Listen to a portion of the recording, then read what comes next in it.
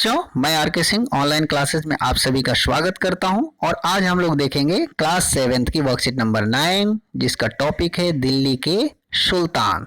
बच्चों, हम सभी दिल्ली के इतिहास के बारे में आज कुछ कड़ियों को जानेंगे और ये भी जानेंगे कि दिल्ली की कब से राजनीतिक राजधानी बनी और दिल्ली में के शासन में किस तरह से जो शासकों का प्रभाव रहा। तो सबसे पहले हम जानेंगे कि मान लीजिए कि दिल्ली के सुल्तान का जो काल है, सल्तनत का जो काल है, उसके बारे में जो आज से करीब 900 1000 साल पहले की घटना है, तो उससे पहले की घटना को जानने के लिए हम किस किस चीज की मदद से हम जानते हैं। तो बच्चों यहाँ देखेंगे, हम लिखा हुआ है इतिहास के अध्ययन के लिए हम अभिलेख, सिक्कों और स्थापत्य यानी भवन निर्माण कला के माध्यम से काफी सूचना प्राप्त करते हैं। तो हम कैसे पहले के बारे में जानकारी लेते हैं। अभिलेखों क्या है कि पत्थर या किसी भी कठोर चट्टान पर पहले लिख करके सार्वजनिक स्थलों पर रख दी जाती थी ताकि लोग उसे पढ़ सकें और उस पर अमल ला सकें। जैसे आज कोई बात मान लो शासन द्वारा लोगों तक बात पहुंचानी है, तो आज तो टेलीविजन है, अखबार है, ठीक है, तो इन माध्यमों से लोगों तक खबर पहुंच जाती है। लेकिन उस समय जब ये चीजें नहीं थी, तो उस समय चौक चौराहों पर पत्थर के अभिलेखों पर लिख करके और वहां पर रख दिया जाता था। लोग आते जाते पढ़ते थे और एक दूसरे को बताते थे, तो उसे हम अभिलेख कहते हैं। तो उस समय के अभिलेखों से पता चलता है, सिक्कों से पता चलता है। उस समय के जो सिक्के जारी होते थे, चलते थे, तो उस पर जो चीजें छपी होती थी, चिन्ह छपे होते थे, उन चीजों से पता चलता है उस समय के इतिहास के बारे में। और स्थापत्य कला, स्थापत्य का मतलब होता है भवन निर्माण कला, कि उस समय कि जो बिल्डिंगें बनी हुई है वो किस तरह से बनी हुई है। तो इसके माध्यम से, इन सारी चीजों के माध्यम से हम उस समय के इतिहास के बारे में जानकारी प्राप्त करते हैं, ठीक है। तो उसी तरह से दिल्ली सल्तनत की अधिक जानकारी के लिए हम उन इतिहास यानी तारीख, देखिए एक वचन में तारीख कहा गया, ये फारसी का शब्द है। तारीख का मतलब होता है, एक तरह से समझिए डायरी जैसा है, कि जो रोज नामचे में जो चीजें लिखी जाती है उस समय भी प्रशासन द्वारा लिखी जाती थी। बहुत सारे लोग जो राजा के करीब होते थे वो लिखते थे डेली के चीजें, रूटीन चीजें, क्या ऑर्डर जारी हुआ, क्या काम हुआ, क्या घटना घटी, उन सारी चीजों को लिखते थे। तो जैसे उसे हम तारीख कहते हैं। तो तारीख एक वचन में कहा जाता है और तवारीख बहुवचन है। अगर बहुत सारे तारीख हो गए, किताबें हो गई, तो हो गई तवारीख, यानी एक तरह से ऐतिहासिक पुस्तक है जो सुल्तानों के शासन काल में प्रशासन की भाषा फारसी में लिखे गए थे। क्योंकि दिल्ली सल्तनत के दौरान प्रशासन की भाषा फारसी थी। कौन सी भाषा थी? फारसी भाषा थी। तो फारसी में लिखे जाते थे और उन्हें क्या कहते थे? तारीख या तवारीख कहा जाता था। अब यहाँ भी देखेंगे इसके बारे में, यहाँ लिखा हुआ है तारीख के बारे में कि तवारीख के लेखक जो होते थे, लिखने वाले, सचिव, प्रशासक, कवि और दरबारियों जैसे सुशिक्षित व्यक्ति होते थे जो घटनाओं का वर्णन भी करते थे और शासकों के प्रशासन संबंधी सलाह भी देते थे। ये वही लोग होते थे जो शासक के इर्द गिर्द होते थे, तो वो उस समय की घटना के बारे में लिखते थे और राजा को सलाह भी देते थे। ये न्याय संगत शासन के महत्व पर बल देते थे, राजा को समझाते थे भी कि सही से शासन कैसे चलाया जा सकता है। तो ये लोग उस समय की घटनाओं को लिखते थे, ठीक है। अब आइए देखते हैं कि तवारीख के लेखक को, तवारीख बहुत ज़्यादा विश्वसनीय नहीं होते, क्यों? आप देखेंगे तवारीख के लेखक जो होते थे नगरों में, विशेषकर दिल्ली में, चूंकि दिल्ली सल्तनत की राजधानी दिल्ली थी, तो दिल्ली में रहते थे। गांव में शायद ही कभी रहते हो, गांव में जाते भी बहुत कम थे। वे अक्सर अपने इतिहास सुल्तानों के लिए उनके ढेर सारे इनाम यानी इकराम पाने की आशा में लिखा करते थे। अब वो किस लिए लिखते थे? वो सही बात लिखने के लिए कम, वो इसलिए लिखते थे ताकि उनके जो शासक है वो खुश हों और उनको इनाम दें, ठीक है। तो इसीलिए वो कई बार ऐसी चीजें नहीं लिखते थे जिससे शासक नाराज हो जाए, वो उन्हीं सारी चीजों को लिखते थे जिससे शासक खुश हो, ठीक है। तो ये अक्सर शासकों को जन्म सिद्ध अधिकार और लिंग भेद पर आधारित आदर्श समाज व्यवस्था बनाए रखने की सलाह देते थे। उनके विचारों से लोग सहमत नहीं होते थे। कई बार वो ऐसी चीजें लिखते थे जिससे राजा खुश हो, जैसे राजा का शासन होना बहुत अच्छा है, लिंग के आधार पर भेदभाव करना बहुत अच्छा है, महिलाओं को अधिकार नहीं मिलना चाहिए, ऐसी चीजें लिखते ताकि राजा खुश हो। लेकिन ये चीजें सही नहीं थी, लोग उससे सहमत नहीं होते थे। इसीलिए तवारीख भी जो है, तवारीख में जो बातें लिखी हुई है उस पर भी आंख मूंद कर विश्वास नहीं किया जा सकता, क्योंकि उसमें राजा की प्रशंसा में बहुत सारी बातें बढ़ा चढ़ा करके भी लिखी होती है। इसीलिए इन लिखी हुई बातों को अन्य जो स्थापत्य कला, सिक्के या अन्य जो साक्ष्य है उससे मिलान किया जाता है, और जो मैच करता है वही इतिहास का हिस्सा बनता है। आइए नीचे देखते हैं।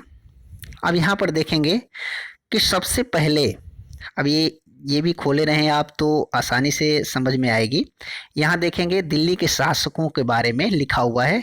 पहला है राजपूत वंश, आप देखेंगे तोमर, आरंभिक 12वीं सदी 1165 ईस्वी में तोमर वंश के जो राजपूत शासक थे उन्होंने ही दिल्ली को सबसे पहले अपनी राजधानी बनाया था, जिसका ये आप देखेंगे जिसका जो शासक था अनंगपाल 1130 से 1145 तक शासन करता है। फिर चौहान वंश का शासन आता है और उसका प्रमुख जो राजा थे पृथ्वीराज चौहान 1175 से 1192 ईस्वी तक शासन करते हैं। और यहीं से फिर तुर्की शासक का तुर्कों का आगमन होता है और तुर्की शासन की शुरुआत होती है। आइए देखते हैं इसमें। सबसे पहले तोमर राजपूतों के काल में दिल्ली तोमर साम्राज्य की राजधानी बनी। ठीक है, कब बनी? आरंभिक 12वीं शताब्दी में। 12वीं सदी के मध्य में तोमरों का अजमेर के चौहानों, जिसे चहमान के नाम से भी जाना जाता है, ने परास्त किया। यानी चौहानों ने तोमरों को परास्त कर दिया, और चहमानों ने जब तोमरों को परास्त कर दिया तो चहमानों ने दिल्ली पर अधिकार कर लिया। तोमरों और चौहानों के राजकाल में ही दिल्ली वाणिज्य का एक महत्वपूर्ण केंद्र बन गया था, व्यापार का।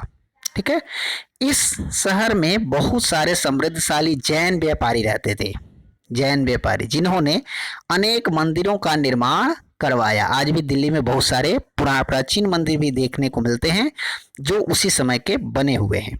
यहाँ देहलीवाल कहे जाने वाले सिक्के भी ढाले जाते थे जो काफी प्रचलन में थे। इसी को क्या कहा जाता था?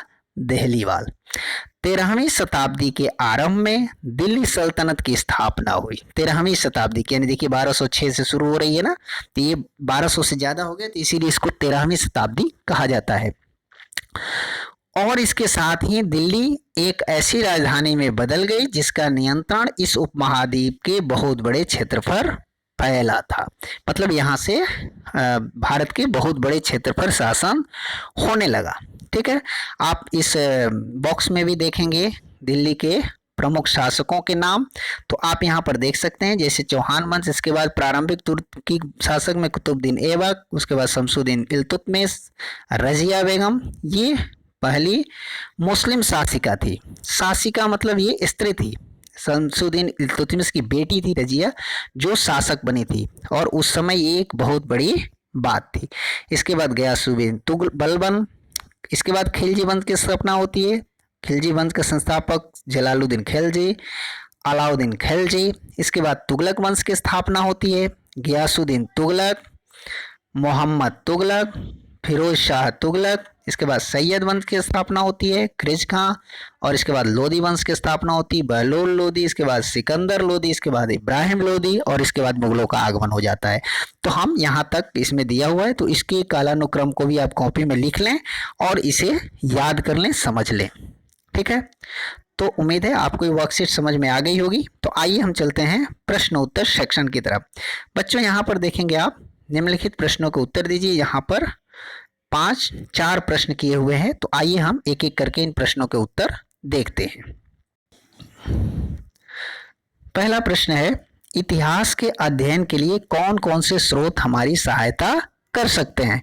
बच्चों, हमने वर्कशीट में बात करते समय इसमें देखा है कि इतिहास के अध्ययन के लिए हम अभिलेखों, सिक्कों, स्थापत्य तथा तत्कालीन साहित्य के माध्यम से काफी सूचना प्राप्त करते हैं। ये चीजें हमें मदद कर सकती हैं। दूसरा प्रश्न है, तवारीख का अध्ययन किस प्रकार हमारे लिए उपयोगी हो सकता है? तो उत्तर है इसका, तवारीख उस समय के लेखक, प्रशासक और दरबारी कवियों के द्वारा लिखा जाता था जो घटनाओं का वर्णन करते थे। साथ ही वे शासक द्वारा लिए गए निर्णयों एवं प्रशासन संबंधी सलाहों को भी लिखते थे। इसके अध्ययन से हमें तत्कालीन शासन व्यवस्था एवं जनता की स्थिति का पता चलता है। ठीक है, तो आइए देखते हैं तीसरा प्रश्न। तारीख के अध्ययन की सीमाओं का वर्णन कीजिए। ठीक है, तारीख के लेखक नगरों में रहते थे, इसीलिए गांव में के बारे में उन्हें जानकारी कम होती थी। तवारीख के लेखक सुल्तानों से इनाम या इकराम पाने की आशा से तवारीख लिखा करते थे, इसीलिए ये भी उतना विश्वसनीय नहीं है। सीमाओं का मतलब हमें लिखना है कि तवारीख की एक लिमिटेशन है विश्वास करने की, हम इस पर आंख मूंद कर पूरा विश्वास क्यों नहीं कर सकते, इसके बारे में हमें लिखना है। तो जिसके कारण वे उस समय की बुराइयों को न लिखकर केवल राजा की प्रशंसा पर ही ध्यान देते थे। लेखक अक्सर जात शासकों के जन्मसिद्ध अधिकार और लिंग भेद पर आधारित समाज को सही ठहराते थे। उनके विचारों से लोग सहमत नहीं होते थे, तो कई बार वो प्रशंसा के लिए बढ़ा चढ़ा कर चीजों को लिखते थे, इसीलिए तवारीख पर हम आंख मूंद कर विश्वास नहीं कर सकते। चौथा प्रश्न है, पता लगाइए दिल्ली में स्थित कुतुब मीनार के निर्माण में किन किन शासकों का योगदान है। कुतुब मीनार के संदर्भ में अन्य जानकारी एकत्र कीजिए। तो कुतुब नाम से ही स्पष्ट है, तो उत्तर होगा इसका कुतुब मीनार के निर्माण में कुतुबुद्दीन ऐबक और इल्तुतमिश का योगदान प्रमुख था। ठीक है, क्योंकि कुतुबुद्दीन ऐबक ने इसका निर्माण शुरू कराया था, लेकिन उसके शासनकाल में पूरा नहीं हो पाया था, तो इल्तुतमिश ने उसका बाकी काम करवाया था। यह मीनार दिल्ली के मेहरौली में स्थित है। यह अपने उत्कृष्ट स्थापत्य कला के लिए प्रसिद्ध है। ठीक है, तो आइए फिर से देखते हैं वर्कशीट। आइए वर्कशीट के तीसरे भाग में हम देखते हैं कोविड के संदर्भ में उचित व्यवहार संबंधी संदेश। आज का संदेश है, कोविड-19 के विरुद्ध जंग में सुरक्षित रहने के लिए मास्क पहने। बच्चों, हम इसका इम्पोर्टेंस पहले से जानते हैं और हम सभी यूज भी कर रहे हैं। हमें एक बार फिर ध्यान रखना है कि हम स्वयं भी मास्क का इस्तेमाल करना है और अपने परिजनों को भी मास्क पहनने के लिए प्रेरित करना है। इसके साथ साथ हमें नियमित रूप से साबुन और पानी से हाथ धोने हैं और सोशल डिस्टेंसिंग का यानी 2 गज दूरी का पालन करना है। तो ऐसा करके ही हम कोविड-19 के विरुद्ध इस लड़ाई को और कारगर बना सकते हैं और अपने आप का बचाव कर सकते हैं। तो उम्मीद है आपको ये वर्कशीट अच्छी तरह से समझ में आ गई होगी। तो चलिए कॉपी कलम निकालिए और इसे पूरा करके भेज दीजिए अपने सर जी को, ताकि वो चेक कर सके कि आपने कितना कुछ सीखा है। मिलते हैं अगली वर्कशीट में, तब तक के लिए घर पे रहें, स्वस्थ रहें, खुश रहें। धन्यवाद।